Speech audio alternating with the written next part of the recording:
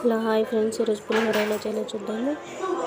కావాల్సిన ఐటమ్స్: నిమ్మకాయ, పల్లీలు, తాలింపు గింజలు, ఎండుమిర్చి, పచ్చిమిర్చి, మినపప్పు, కరివేపాకు. ఆయిల్ కొంచెం వేసి దాంట్లో ఎండుమిర్చి వేసి కొంచెం రెడ్ కలర్లో వచ్చే వరకు ఫ్రై చేసుకోవాలి.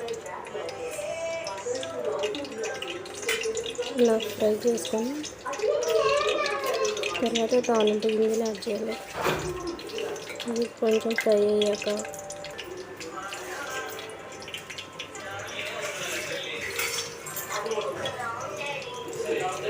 పచ్చిమిర్చి యాడ్ చేయండి.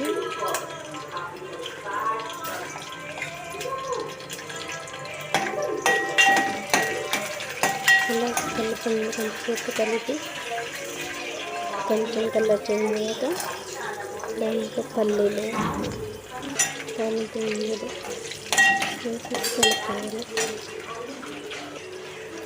కొంచెం కలర్ చేంజ్ అయ్యాక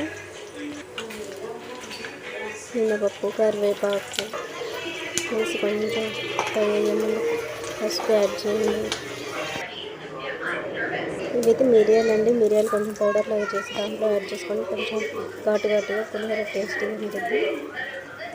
స్టవ్ ఆఫ్ చేసేసుకొని రైస్లో కొంచెం కావాల్సినంత ఉప్పు వేసుకొని బాగా కలపండి. లెమన్ అయితే కలుపుకోండి.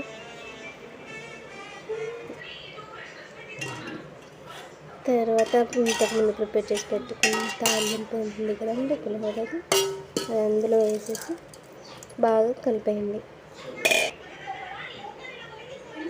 చూసేది బాగుండేది, చూడండి ఎలా ఉంది, ఎల్లో కలర్లో చూడ్డానికి బాగుండేది, టేస్ట్ సూపర్ ఉండేది. మీరు కూడా ట్రై చేయండి.